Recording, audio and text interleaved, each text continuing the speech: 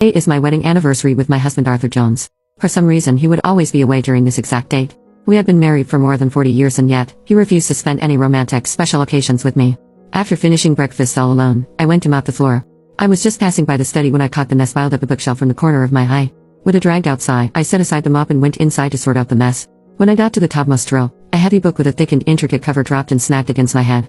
The abrupt pain made me hiss. It took a while before I finally realized that what I was looking at was not any ordinary book. Instead, it was a wedding album. All of the pictures inside featured the same pair of couple. They were dressed in different sets of wedding gowns and suits in each picture. The only thing that was consistent was the bright, heartwarming smile they wore on their faces. The man inside the pictures was someone I was beyond familiar with. It was Arthur. However, the woman in the pictures was not me. I pressed a hand against the throbbing pain on my temple and could feel my head spinning. For a moment, I could not register if it was my head or my heart that ached more. The most recent picture in the album was taken precisely 1 year ago from the present date. Even though the couple's hair had turned white, they seemed as enamored with each other as young lovers were. There was also a handwritten message in Arthur's writing behind the picture. He had written it with meticulous penmanship. It was clear how much value he attributed to it. Eternal love. Upon closer inspection, each picture was labeled with a date. From 40 to 60 years old. Their hair had faded gradually from black to white and yet they have never missed a single year. As it turned out, this was the reason my husband had been inventing all sorts of excuses to skip celebrating our wedding anniversary every year. It was also he could take an annual wedding picture with the love of his life. This was completely absurd. I shut the album with trembling hands while my thoughts raced back to Arthur's demeanor before he left home yesterday. He mentioned that our son was going on a business trip abroad and needed his help for translation because the usual translator could not make it. I did not think much of it at the time. It was especially convincing since he used to be a foreign language professor before he retired.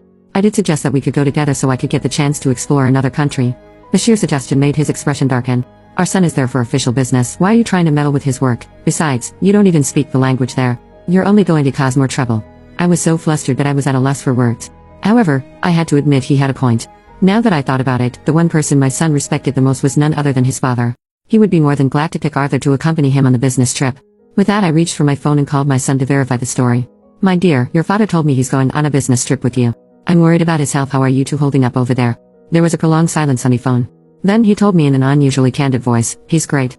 He might be 60 years old, but he's very healthy for his age. He was covering for Arthur. Upon realizing this, I could feel my heart turn to a block of ice.